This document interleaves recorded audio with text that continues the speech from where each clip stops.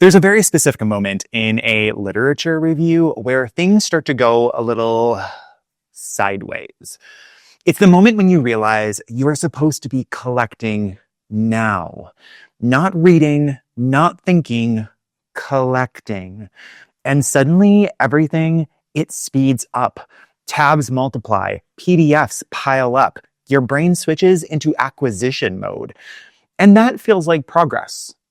But it really isn't. Because the most common way literature reviews fail is not that people can't find enough research. It's that they collect before they know what their thinking already looks like. I'm Nick. This is Dr. Cranky Pants Teaches, and if your strategy is, I'll grab a bunch and figure it out later, later is where clarity goes to die. So please, let's not do that.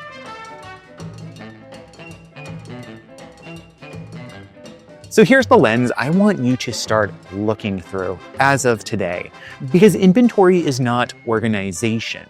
Inventory is analysis. This is not about cleaning up your files. This is about making your thinking visible before you add more material to it.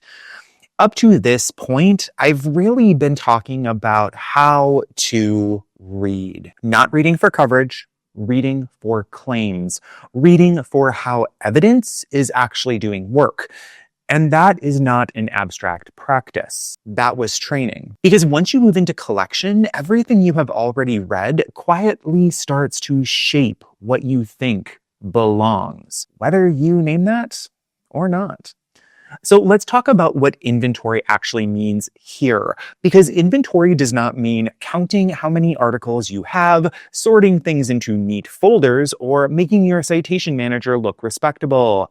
That's administration. And while that's important, what we are doing instead is looking at what you already have and asking what kind of argument it is already pushing you toward. Here's what that looks like in practice. When you look at an article you've already saved, don't ask first what it's about. Ask what claim the article is making. Ask whether it's explaining why something works or just reporting that it does. Ask what assumptions it carries about context, learners, systems, or scale. Those questions come directly from the way we practiced reading earlier. This is where that work begins to show up again. But here's the part most people don't expect.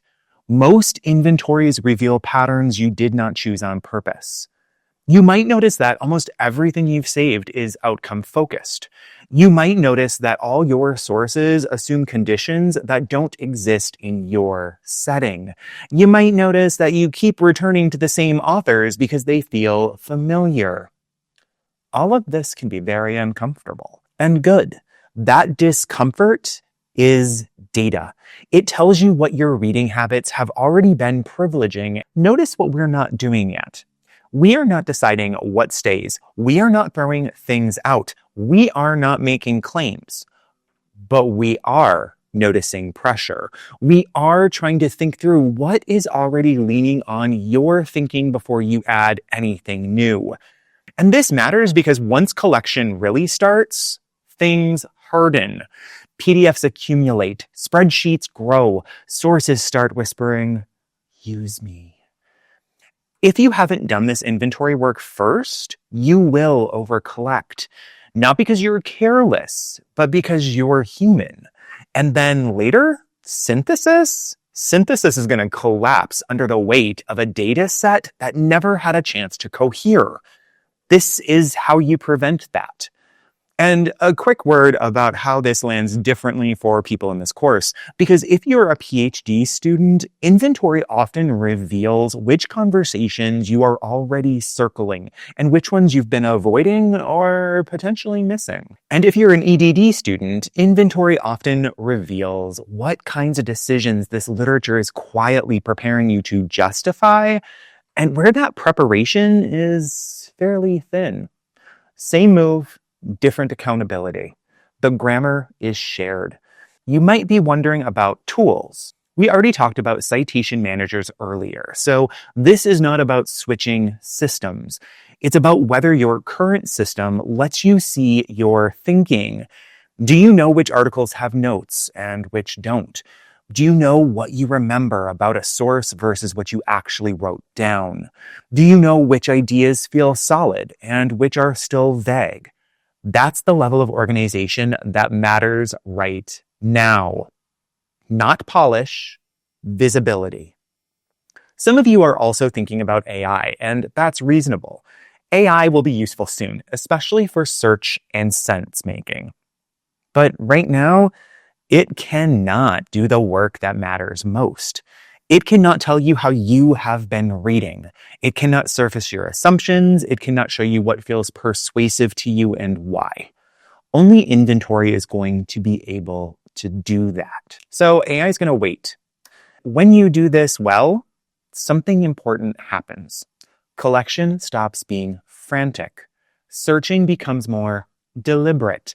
And when we get to coding and claims, you're working with a data set that actually wants to think with you. If you're unsure how to approach this week, ask yourself this. If I had to describe the kind of argument my current sources are already nudging me toward, could I? If not, that's your starting point.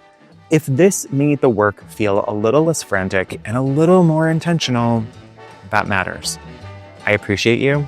I'll see you in the next one.